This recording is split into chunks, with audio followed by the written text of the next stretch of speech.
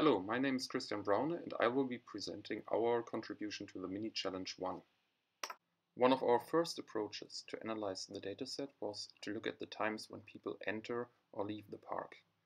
One obvious thing is that the park closes earlier on Friday, which we learned later was an error in the dataset.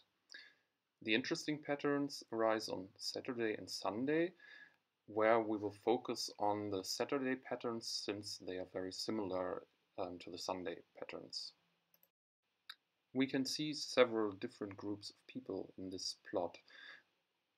People arrive usually between 8 and 10 a.m., but they leave at very distinct times. Either they leave at 1 p.m., at 8 p.m., 9 or 10, with some breaks in between, or if they arrive between 9 and 10 a.m., they leave at 3:30, 4 and approximately 5 p.m. If, however, customers arrive very late, then they also leave very late.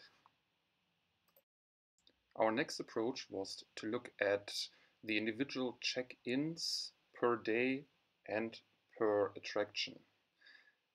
For each day we have depicted a bar chart here, and we expect that with increasing number of visitors in the park in total, the number of visits per attraction should rise as well.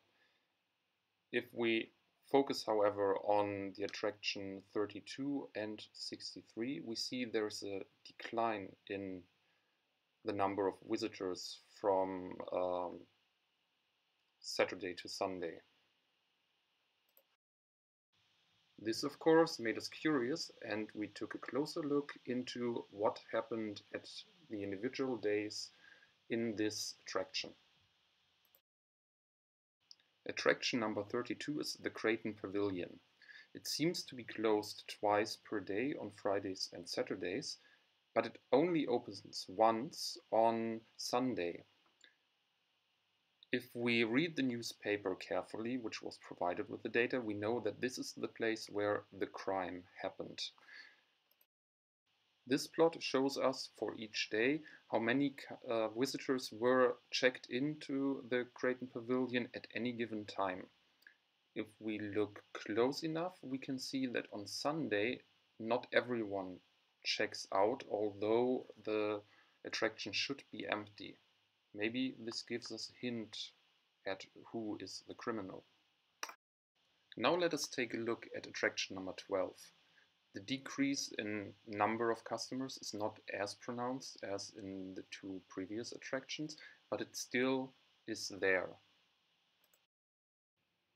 Here we see that the Flying Tyranniankos was closed for some reasons, maybe maintenance, somewhere between 11 and 12 a.m.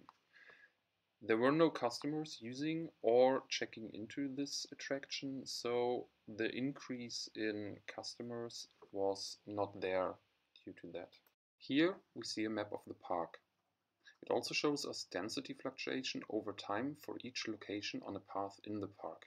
Visitors that are currently checked into a ride remain in front of its entrance and increase the density there by waiting in line. If a lot of visitors exit an attraction such as the Grinosaurus stage, we can see the group of people dissolve along the different paths that lead away from the stage.